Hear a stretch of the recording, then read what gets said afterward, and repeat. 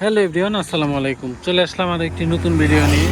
তো যারা আমার চ্যানেলে নতুন এসেছেন অবশ্যই একটি লাইক দিয়ে চ্যানেলটিকে সাবস্ক্রাইব করতে পারেন।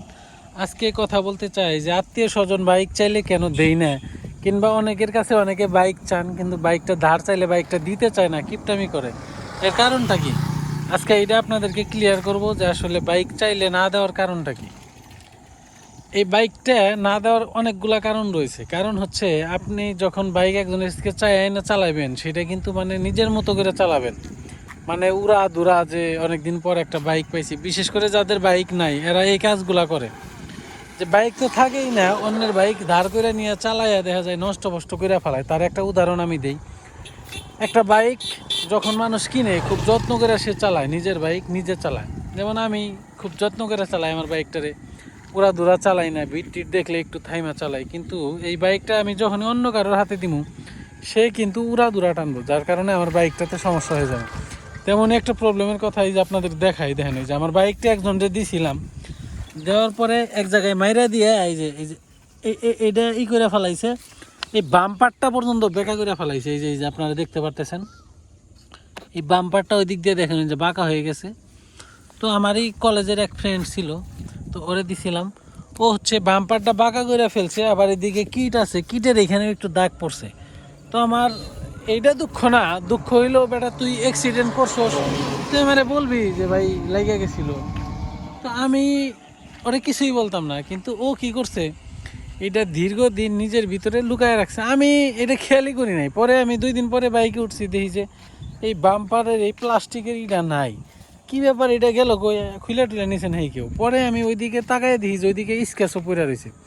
তখন আমার মনে পড়লো যে এই বাইকটা তো আমি দিছিলাম একজন, পরে তার কাছে হয়তো এরকম হয়েছে।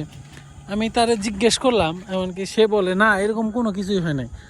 মানে এটা ভাঙছে তো ভাঙছেই, মানে সে যে স্বীকার করবো যে হয় এটা আমি ভাঙছি, সেইটাও করতে চায় না।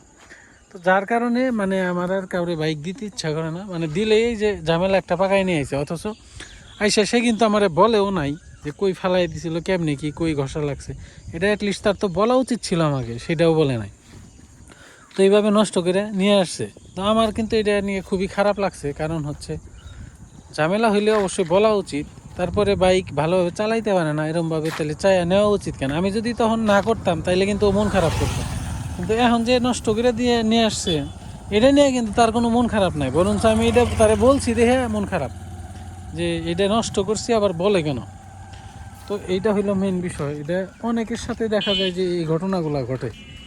আপনারা দেখবেন যে যারা নতুন মানে বাইকটা কেনার পরে মোটামুটি অনেক ফ্রেন্ড সার্কেল থাকে, এরা হচ্ছে বাইক নিয়ে যায় এক একজন এক এক দিকে। আসলে মন থেকে কিন্তু সে দিতে চায় না এই বাইকটারে, কারণ যে কিনে সে অনেক কষ্টের টাকা দিয়ে যত্ন করে রাখতে চায়। তো উড়া দুরা নিয়ে দেখা যায় ভাঙ্গা ফেলায়, তখন কিছু বলতেও পারে না, মানে সম্পর্কটা আরও নষ্ট হয়ে যায়। সো কেউ বাইক চাইলে দিবেন না, বলবেন যে ভাই তোরে আমি 200 টাকা রিক্সা ভাড়া দিলাম না, ঘুরে আয়গা তুই, আমার বাইক চাইস না, তাও তুই রিক্সা দিয়ে যা। এই কথাটা আপনারা সবসময় মাথায় রাখবেন, আর বাইকটা কাউরে না দেওয়ার চেষ্টা করবেন সবসময়। কারণ দিলেই দেখবেন সমস্যা হয়েছে, আর এই সমস্যা থেকে আপনার সম্পর্ক নষ্ট হয়ে গেছে।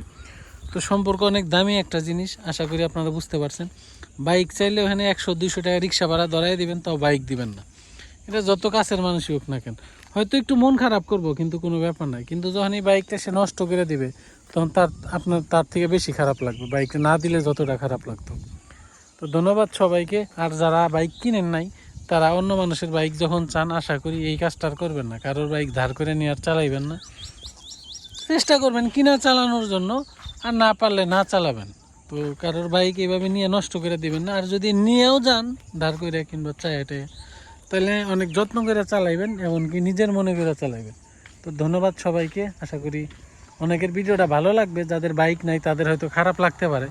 সবাই খারাপ লাগার কিছু নাই এখানে, আমি জাস্ট বাস্তবতাটা বুঝাইলাম। এই যে আমার বাইকটা নিয়ে বাম্পারটা ভেঙে নিয়ে আসছে, আমি তারা কিছু বলতে পারি নাই, এমনকি সেও আমারে বলে নাই, কিন্তু আমার খারাপ ঠিকই লাগছে।